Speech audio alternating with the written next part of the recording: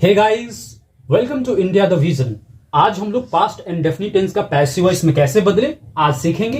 पहले देखते हैं कि पास्ट एंड डेफिनिट टेंस क्या होता है। अगर हम टेंस की बात करें तो अगर हम कोई भी सेंटेंस देखते हैं और उस सेंटेंस में सब्जेक्ट हो, एक ऑब्जेक्ट हो और वर्ब का अगर सेकेंड फॉर्म हो तो हम समझ जाएंगे कि वो पास्ट एंड डेफिनिट टेंस का सेंटेंस है। अगर हिंदी में बात करें तो अगर कोई वाक्य के अंत में, क्रिया के अंत में ता, था, ती, थी या, ई ऐसे शब्द आते हैं तो वो पास्ट एंड डेफिनिट टेंस का वाक्य कहलाता है। तो आइए इस तरीके से देखते हैं कि passive voice past and definite tense का कैसे बनेगा। यानी कि जो अफर्मेटिव सेंटेंस होता है उसका स्ट्रक्चर इस तरीके से होता है। पहले सब्जेक्ट प्लस वर्ब का second form plus object plus RT, और इसका जो एग्जाम्पल है वो है आई रोट अ लेटर। इस सेंटेंस में सब्जेक्ट हमारा आई है, रोट वर्ब का सेकेंड फॉर्म यानी राइट का सेकेंड फॉर्म रोट है और एक ऑब्जेक्ट है। तो इसका जब पैसिव वॉइस में बदलेंगे तो कुछ चीजों को ध्यान में रखते हैं। इसका जो स्ट्रक्चर होगा पैसिव वॉइस का, जो कि निम्न तरीके से होगा। पहले ऑब्जेक्ट का सब्जेक्टिव फॉर्म, तो डायरेक्ट सब्जेक्ट लिख देते हैं, प्लस सब्जेक्ट के पर्सन के हिसाब से वाज या वर का हम प्रयोग करेंगे, यानी कि नंबर के हिसाब से सिंगुलर नंबर है कि प्लूरल नंबर है, और प्लस वर्ब का third form plus by plus subject का ऑब्जेक्टिव फॉर्म। यानी कि इसी स्ट्रक्चर पर हम पास्ट एंड डेफिनिट टेंस का पैसिव वॉइस में बदलते हैं। तो आइए इस एग्जांपल को पहले चेंज करते हैं। जैसे आई रोट अ लेटर, इस सेंटेंस में आई हमारा सब्जेक्ट है और अ लेटर एक ऑब्जेक्ट है। तो पहले ऑब्जेक्ट का सब्जेक्टिव फॉर्म यानी अ लेटर का सब्जेक्टिव फॉर्म अ लेटर ही होगा। तो इस तरीके से बनेगा अ लेटर, और अ लेटर सिंगुलर नंबर में है तो इसके साथ हम वाज का प्रयोग करेंगे। अ लेटर वॉज, राइट का सेकेंड फॉर्म रोट होता है और थर्ड फॉर्म रिटन होता है। तो हम पैसिव वॉइस में बनाते समय हमेशा वर्ब का थर्ड फॉर्म यूज करेंगे। तो इसका होगा रिटन, उसके बाद बाई, और आई का ऑब्जेक्टिव फॉर्म मी होता है।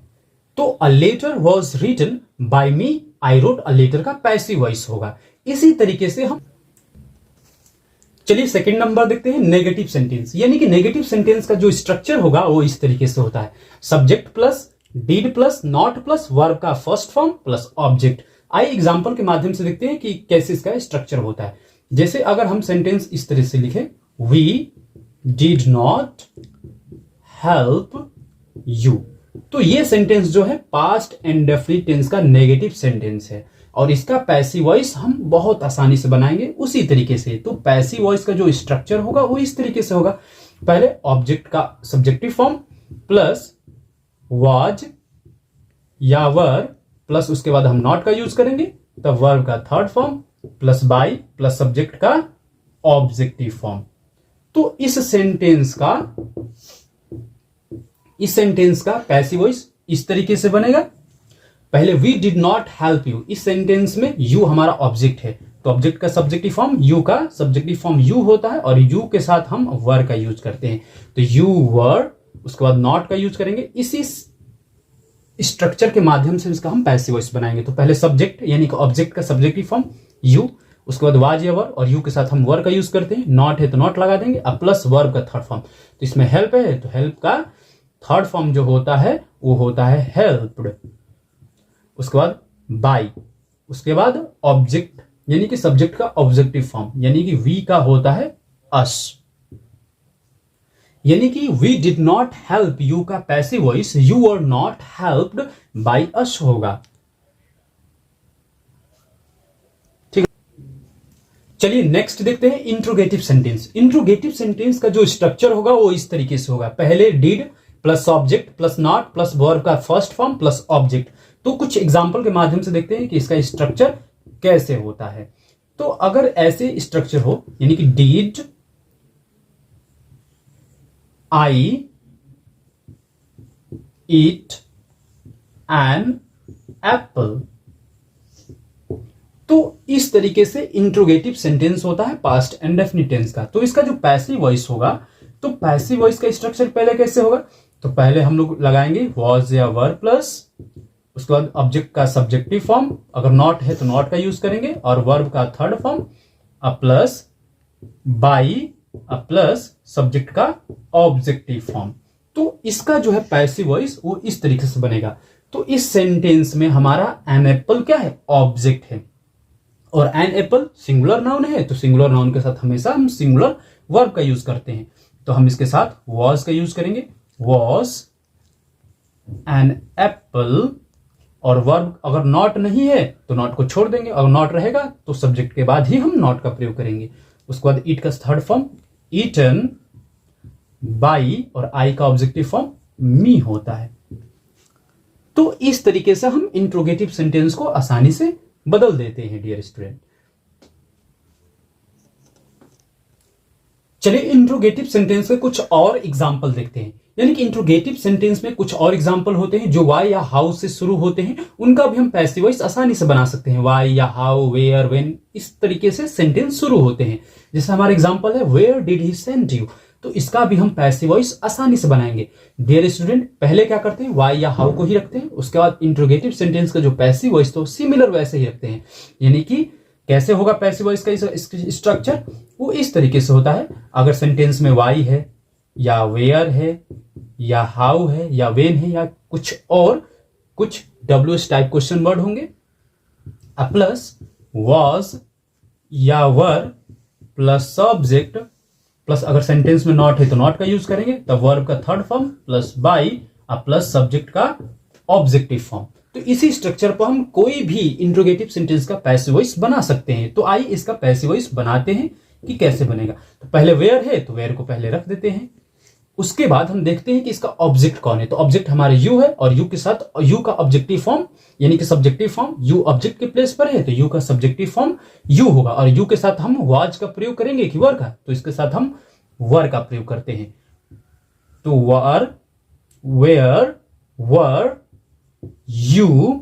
उसके बाद हम अगर नॉट है सेंटेंस में तो नॉट का प्रयोग करेंगे, अगर सेंटेंस में नॉट नहीं है तो उसके बाद हम आगे बढ़ जाते हैं। तो नॉट इस सेंटेंस में नहीं है तो नॉट को हम छोड़ देंगे। उसके बाद वर्ब का थर्ड फॉर्म यानी कि सेंड का थर्ड फॉर्म होता है सेंट। उसके बाद हम बाई का यूज करेंगे, और इस सेंटेंस में सब्जेक्ट हमारा ही है और ही का ऑब्जेक्टिव फॉर्म हिम होता है। तो where did he send you का passive voice where were you sent by him होगा।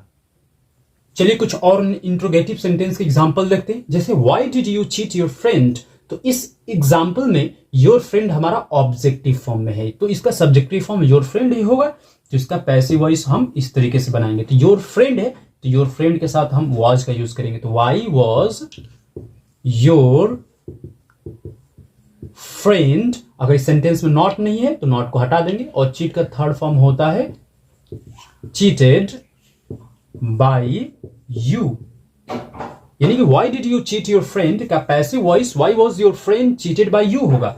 नेक्स्ट देखते हैं did you not kill the snake, तो इस सेंटेंस में जो है द स्नैक क्या है, ऑब्जेक्टिव फॉर्म में है, तो इसके साथ हम लगाएंगे वाज द स्नैक किल्ड। यानी कि सेंटेंस में नॉट दिख रहा है तो हम स्नैक के बाद लगाएंगे नॉट, यानी कि was the snake not killed by you.